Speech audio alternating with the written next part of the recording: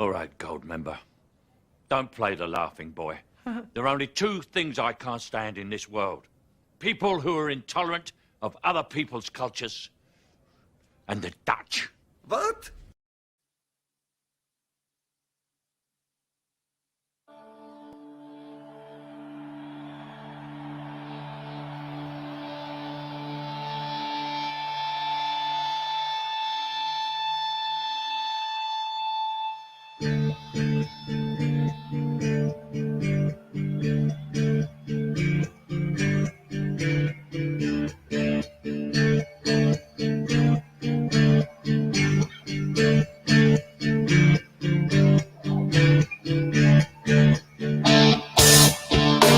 If it's not Dutch, it's crap.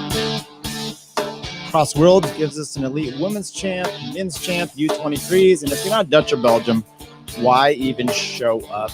Teams unveil their new kits. EF Education, without success, tries to stick it to the man. The World Tour racing kicks off in France, and things that make you go, the ride of the week. And Dylan Groenewegn gets death threats. Once again, I blame Patrick Lefevere. It's Sunday, January 31st, 2021, and this is the Between Two Wheels podcast, episode 221. I am Tyler Janke. I hope you are joining us in today. Welcome, everybody. January, tomorrow's February 1st. So with February 1st comes racing. Not in NorCal. Maybe we'll get there. Let's start off with Dylan Groenewegn and his issue. Recently, it was revealed that Dylan Groenewegn had received death threats, including a noose that was sent to his family and also sent, I think, to his director or his coach at some point as well. The family had to get police protection. He is a new father, and evidently the noose was sent with the idea of hanging his son. Geez, people are bad. There's some bad people out there. So let's take a look maybe at the article. And I mean, look, Dylan, I feel bad for you. I really do. And, was this part of maybe Mr. Lefevere's issues of too much instigation towards Dylan Groenewegn? I don't know. I'm going to read some quotes from Mr. Lefevere. Maybe we get an understanding of where this is in the world. Dylan Groenewegn received death threats, needed police protection over his involvement in the crash of the Tour of Poland. Jumbo rider is currently serving a 9-month ban for his involvement in the crash and opening stage of the World Tour race last August. He's 27. He deviated from his line. In an interview, he said, "There were such concrete and serious threats that we called in the police a few days after the crash. Following days and weeks, the police guarded our door. We could no longer spontaneously leave the house. If I wanted to go outside for a moment, there was an officer by my side so that nothing could happen. Handwritten letters in the post, mail that is, here in the U.S. we call it, and was also sent a noose." He added, "What happened here? How is this possible? What sick world do we live in?" Come on, have you been reading the news? The most crazy things go through your head. Getting out of bed in the morning was quite the challenge in that period. Jakobsen is still not yet back to full strength. He is expected to race again, but the date of return is uncertain. Yeah. So, sorry about that, Dylan. So what became then, there were some quotes here we had with Mr. Lefevere, and I think I'll put these up on the screen because I think they were quite telling. Mr. Lefevere, Patrick Lefevere, "It was a very dirty action by Groenewegn. It was criminal. He belongs in jail for it. Declined Quick Step intend to file the complaint with the authorities. And they should throw him in prison," Lefevere posted on social media directly following the incident on Wednesday. In a report published in the Belgian news agency 24 hours later, Lefevere stood by his initial comments and confirmed that he has filed a formal complaint with the sports governing body, the UCI, and intends to file complaint with local authorities in Poland. I am still very angry and stay behind those Twitter messages," Lefevere told the Belgian news agency. "It was a very dirty action by Groenewegn. You don't do that. We have already lodged a complaint with the UCI, and I will also do so with the police in Poland. We will not let this pass. There's no understanding this. This is an attack." He really rides Fabio into the barriers. I haven't been a sprinter. Okay, well, there's that. But I've been in cycling for years, and I know there's a thing or two about racing. You can't do this. Fabio was waiting until the last 50 meters without Groenewegn in action. He would have flown past him. Well, that's no doubt. I'm sure that's true. So now I will not take back my words from last night. A complaint has already been filed to DCI and the team. I like that first one. There's no mistake in this. This was an attack. Lastly, emotions ran high after the incident. Patrick Lefevere. This is from Cycling Tips. I didn't see this, and so I just put this in here. Quickstep manager tweeted shortly after the crash that it was a murder attempt and that Groenewegn should be in jail. A murder attempt, folks. I don't think so, Patrick Lefevere. However, just going back to that maybe it's a little bit. Was there any more? No, there wasn't any more quotes there. But look, Mr. Lefevere, that's pretty outlandish. Now, look, does that mean that those people that were sending death threats to Groenewegn were, inspired to do so from Lefevere? Maybe. There was a little bit of incitement there. I don't think there's any criminal culpability towards him. I don't know actually what their free speech laws are there in the Netherlands and Belgian and wherever else these gentlemen are from. So I'm not quite sure on that aspect, but you can rest assured that some of those people may have taken some cues from Mr. Lefevere. All right, Cross Worlds. I just thought maybe we'd throw this up here. This is the sand that they had there at the race today. So over the weekend, you had the women's race. You had first the U23s yesterday and women, and then today the elite men, and it was a barn burner. And this course was pretty fascinating. It had like a real steep, like 21% kick little, and it was a paved. So it was like an overpass on this course. And then they went right out to and you can see the picture there. They went right out to the ocean, and when they would come onto the sand, they would actually ride. The guys were riding because it was probably a little more hard packed right on the water section, and they would ride through the water a little bit, maybe clean off the bike, get a little sand off there. So, but this sand section was pretty gnarly. And you had, let's just go through some of the women first. The U23 women, and of course, they only had 4 events here. U23 men and women, and the elite men and women, and as you might expect, as I start with the open there, the Dutch, they slaughtered everybody. They took first in all of those, if not the podium totally. And the Belgians were really the only ones, except for in the women's. There was a few Americans that were creeping in there, 1 or 2. In the U23 women, we had an American in the 11th place, Madigan Monroe from United States. Other than that, you're looking at Fem van Empel from the Netherlands, and Aniek van Alphen from the Netherlands, and 3 seconds behind. 9 seconds behind that was Kate Blanca Vos of Hungary. So we had a little change in there. Ing van der Heigen from Netherlands. Italy had Francesca Barani, Poek Peters, Netherlands, Manon Baker of Netherlands. Anyway, it just keeps on going down there. But 223 back was Madigan Monroe in 11th place for the United States. In the U23 race for the men, the reigning champ, Ryan Kamp of the Netherlands, had a little bit more trouble. He fell a few times. And his teammate, Pim Ronhaar of the Netherlands, of course, they went 1-2. And he ended up pulling out 8 seconds over him, 14 seconds over Belgian Timo Kalik, and then Emil Verstring of Belgium. And so Netherlands 1-2, Belgian 3, 4, 5, Netherlands 6, Belgian 7 and 8. Great Britain slams in there. Ben Turner in 9th place. And then we rounded out with the Belgian in 10th place. And then we had the women, and Lucinda Brand ended up getting the win there, 8 seconds over Annemarie Wurst of the Netherlands and Denise Betsama of the Netherlands. Claire Honsinger, 4th place, 52 seconds back, the United States, yay, and then Netherlands, Great Britain, Belgium, Germany, Luxembourg. The big barn burner, though, let's just talk about Claire first a little bit. Claire Honsinger was the only non-Dutch rider in the top 6 on Saturday. Displays this I'm reading this off of, I think it was CyclingNews, winter mark for a further step forward after she ended Katie Compton's 15-year winning streak at the US Nats in 2019. Compton is also in action in Austin, placing 21st. Clara rode a really good race. She put in a very solid last lap and put herself in a good position early in the race. The front 3 riders separated themselves early, and Clara did a great job moving forward through the field to mount her chase for the podium, said Anthony She rode consistent laps and minimized mistakes, which was one of the keys today. And Anthony, by the way, I'm trying to remember his full name, but he used to ride for Rally, and he's taken on the women's cross team over there.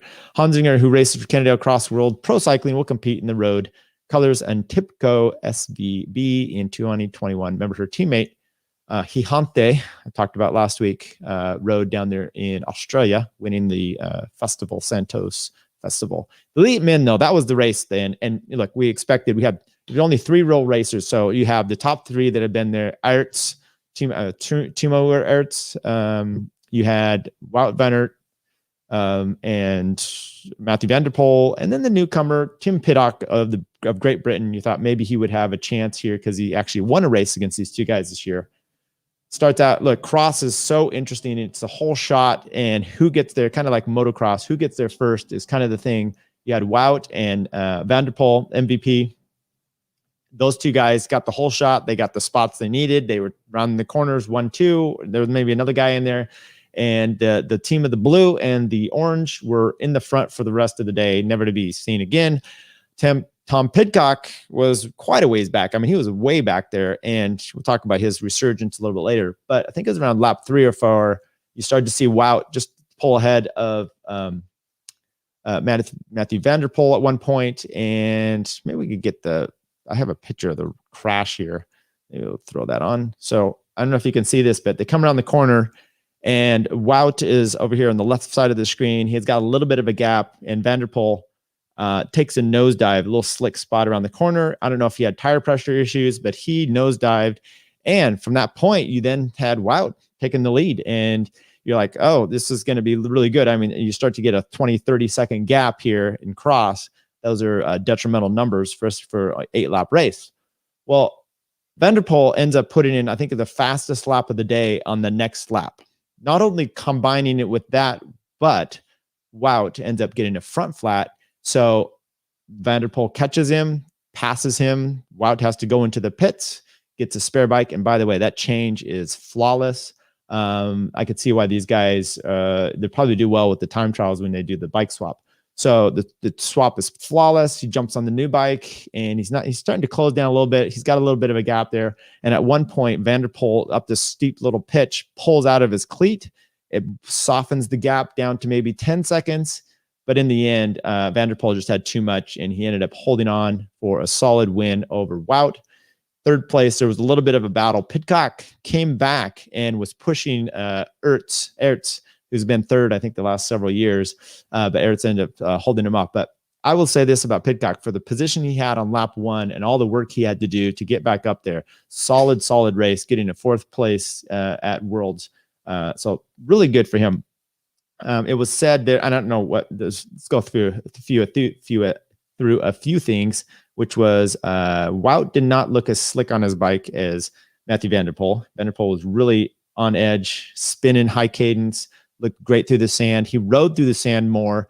Wout had to get off the sand a few times to get back on his bike to carry it, and especially a few times right before this pitchy little climb that they had, which caused them all kinds of problems and momentum. Whereas van der Poel was just able to ride through that, didn't have that that nosedive wreck he had, which he was able to come back from. Other than that, Wout said he just didn't have it in his heart. Once he kind of got behind and he was chasing back up to van der Poel, he lost it in his heart. He said he cracked mentally. So without that, he really didn't have much to go on. Bummer for him, but those are the things, them's the breaks, as they say. How about new kits for the teams? Look, everyone's done out here. And so we have EF Education First. They come out with a new kit, and they're trying to be edgy with it. And with that little edginess, they've put out, I think, so last year they had ducks on their jersey for the Giro, right? And in the Giro, they got fined, I think it was like $4,000, maybe 4,000 euros. For this duck kit, which wasn't very good. And they were kind of screaming and yelling and complaining about it. I don't know if they actually had permission to use it. They kind of acted like they did, but the fine was upheld, so probably not. So, look, there's the kits, they have formalizations that the UCI needs to have on these. And Rafa and combined with Education First didn't do that. So this year, they have a new kit. They finally unveiled it.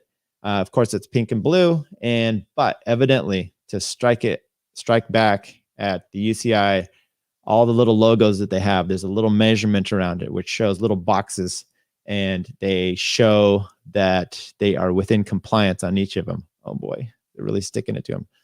But the problem is there's still a pink kit. So with that said, I don't know if it really does much for them, but it's not the worst thing I've ever seen. But I thought we'd go through a little bit of a breakdown of all the kits that the teams have done, cycling, come out with their new racing here. And CyclingNews has compiled kind of their breakdown of all these in like a ranking and review of the team kits. And with that, I thought we would kind of go through them and mock them if needed.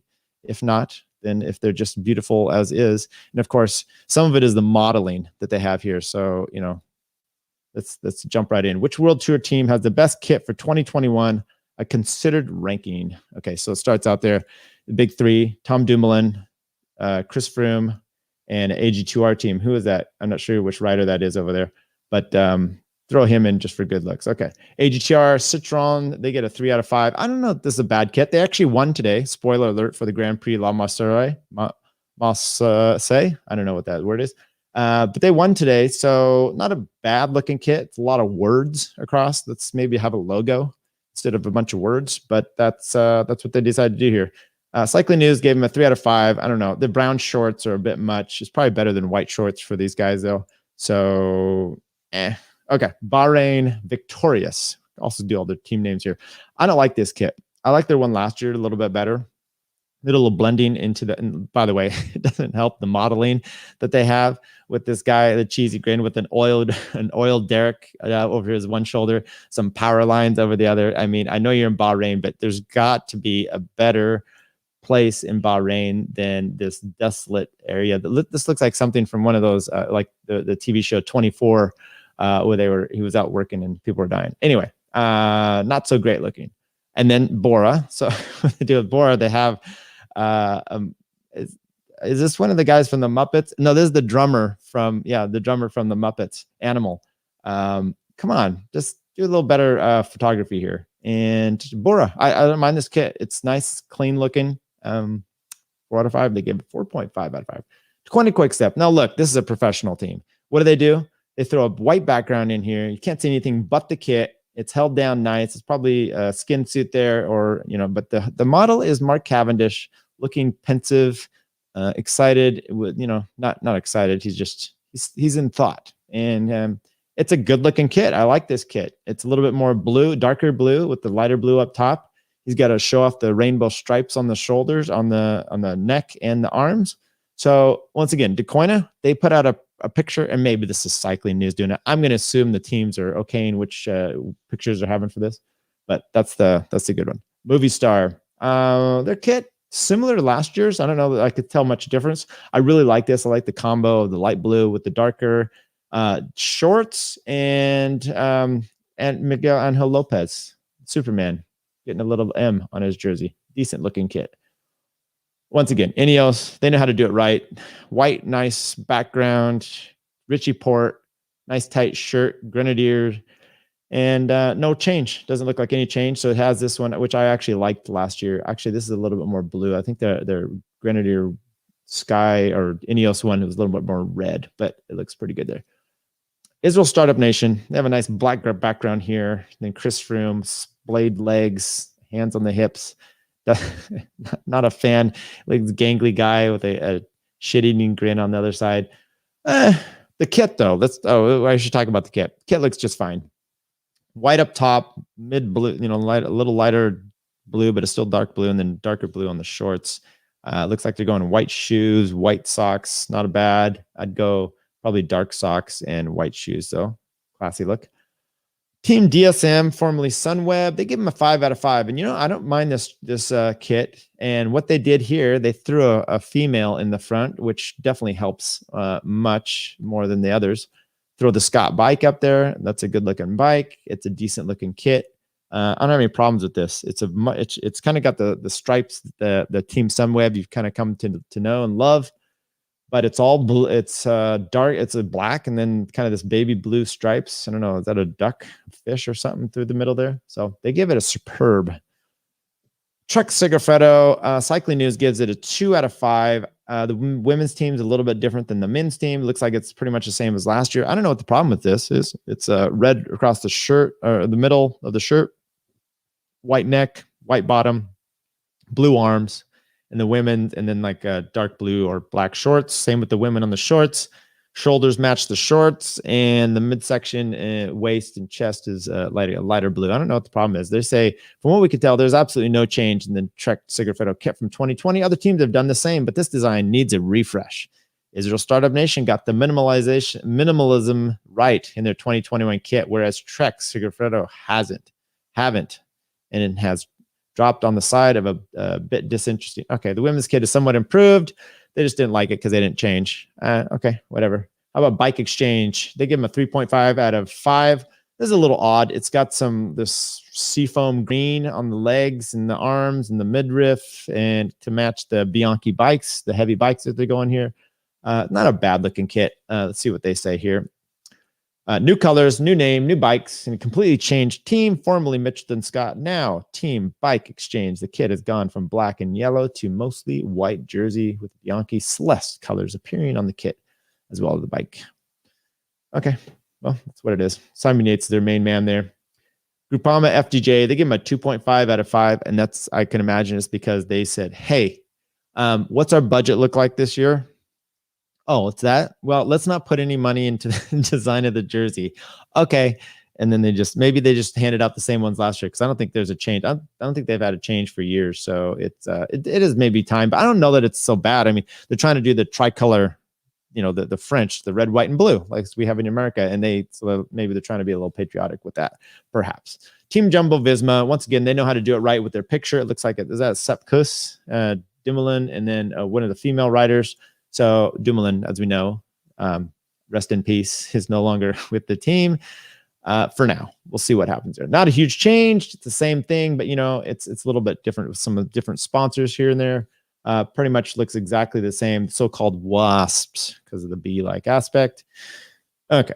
Team UAE Emirates, they give them a 4 out of 5. I don't mind this kit at all. I like the white with the black pants, bibs, and a little bit of red on the leg. It looks fine. It's a picture here. It looks like Pogacar, probably Davide, Formulo, and Trentin in the picture here. Trentin comes up short today. We'll talk about that next. Team Cofidis Solutions credits, 3 out of 5. Hey, look at them. We're a team. We're posing casual, yet as a team on the coast. I don't know. This picture's not bad. That kit's not my favorite. It's kind of but whatever. It's a French team. And then the team with the longest name, Intermarché Wanty Gobert Matere, 3.5 out of 5. Very similar to what we've seen from them in the past. The unusual choice of neon yellow has meant that the scope, it does give a little bit of a 90s flair to it, but it's not the worst I've seen. Whereas Astana is pretty much the same. They just changed a little bit of the subtle baby blue into a little bit darker on the shoulders down to the arms, and then the shorts are a little bit different as well. They give them a 3.7 out of 5. Okay, they have a new name as well. Team Quebeca Assos, 3 out of 5. It's hard to really tell the way they have the whole team lined out here. White. It looks like a lot of aspects this year are kind of a white chest and white on the shirt with darker elsewhere. Not so bad. Lotto looks exactly the same as what we've seen them in the past. Dark, or black legs and white with blackish there as well. Lotto riding. And then they said one that hadn't been released, which we just talked about, which was EF Education First. Not that big of it. I don't mind actually the EF Education First kit. It doesn't look bad. Hey, Tyler, why don't you have World Tour pros off? There's local ones to talk to you. Maybe it's because I bashed their team's kits. Maybe that's why. Hey, how about we hear a word from our sponsor? Yeah, we don't have any of those. How about the Grand Prix La Marseille 2021? This took place today, racing in France. We got a little bit of a sprint finish, and it was from a small selected field, and it was a little bit interesting because you had Trentin in there, you had Brian Carcard in there, two guys that can sprint, especially from a small group. I mean, they can put it down in a big group as well, and they both kind of like shit the bed. And I think part of it was first race of the year. There was a headwind. There was a little drag uphill. You saw, I mean, the last 1K, if you see the last 1K video, there was a French one that they had on steep hill. It was, they filmed it from a fixed camera from the finish because you could just see it was 1K coming straight in. And I don't know if Trentin, he stuck out early and then got swarmed. Brian Carcard was all over the road throwing his bike. But in the end, you had Arlan Pentre, French man from AG2R Citroën team. He's a climber, been a pro since 2018, no other wins. And he was 16th in the Giro this year. So there was a little bit of a kicker, I guess, before the finish aways, which separated everyone out. And look, that's what Trentin can do. Talked about, I think it was the 2016 Vuelta. He had 3 stage wins, and some of those were some climbs. So he can get up and over them with a break, and then he can easily smash you in the end. And he did not have it today. So you had Thomas Baudet of Team Arkea Samsic in second. We did not see their kit when we went through that list there. Brian Cocard, B&B Hotels, presented by KTM. Francisco Galvan Fernandez from Spanish Equipo Cam Pharma team. Arjen Levins from the Bingo is in 5th. Tim Wellens, Matteo Trentin, Lilian Calmajon from the Calmajon. He made it back up to a World Tour team. He had been on Wanty Group Gobert for a while. Julian Alfares of the EF Education Nipo team, and my favorite name, Odd Christian Eichen of Wanty Gobert Matrix.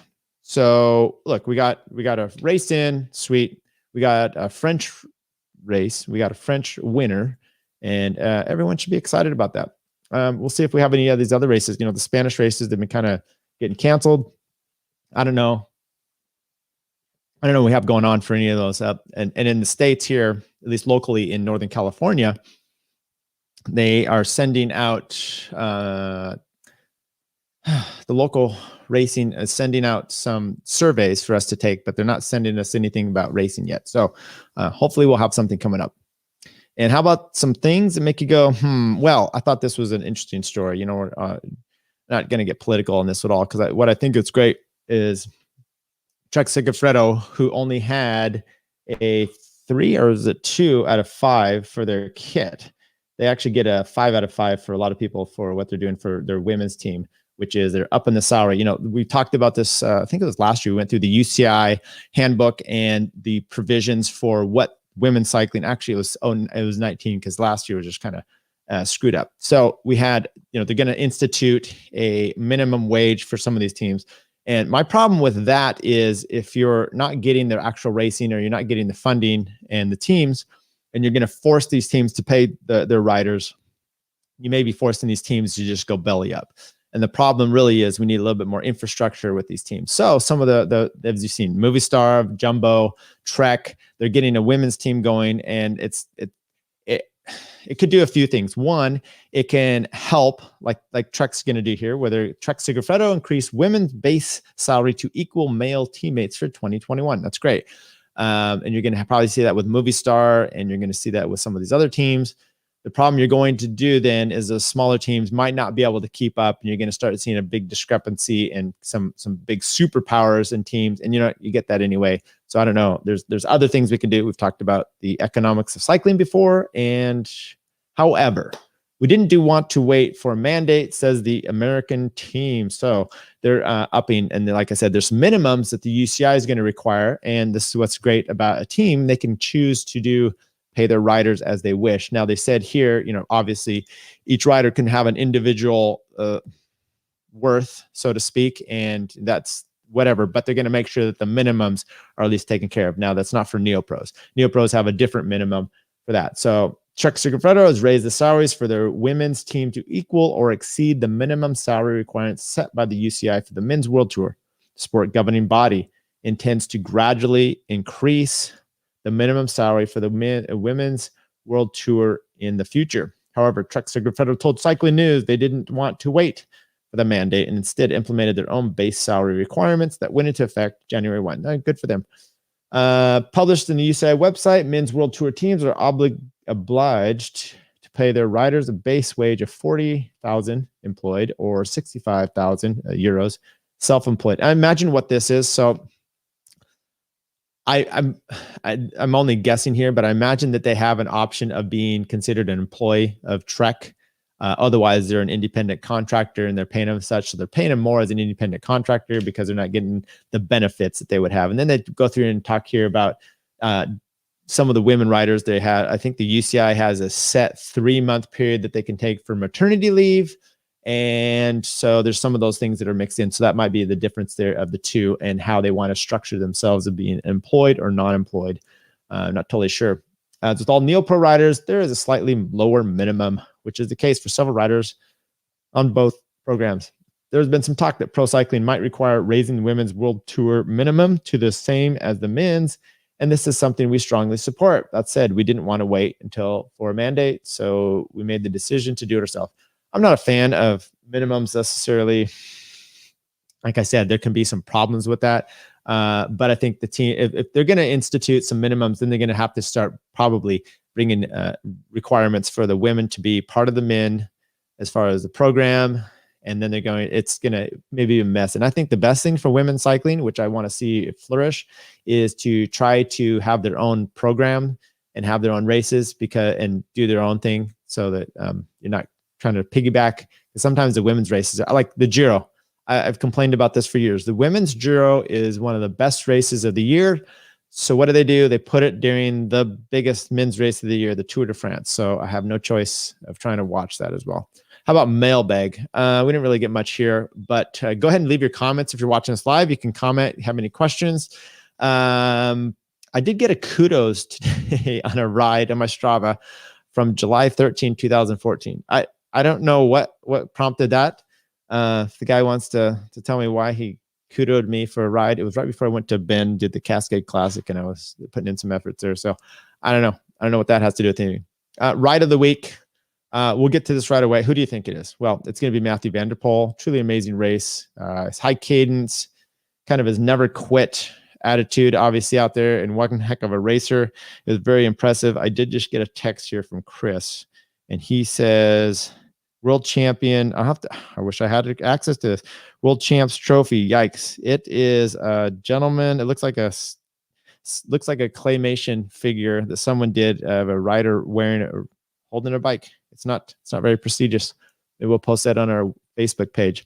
Yeah. So I guess if you win worlds, you don't really get rewarded with it that much. It's a little bit of a bummer. I think that's something we should work on.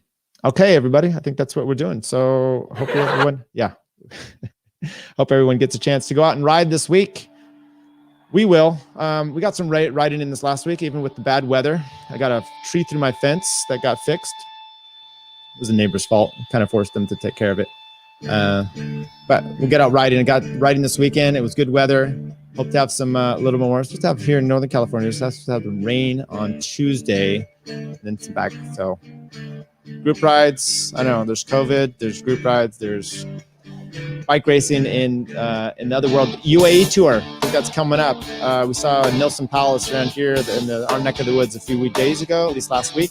But I think he's scheduled to do that race. So we're pretty excited for him and hope he smashes it out of the park. All right, everybody. Take care.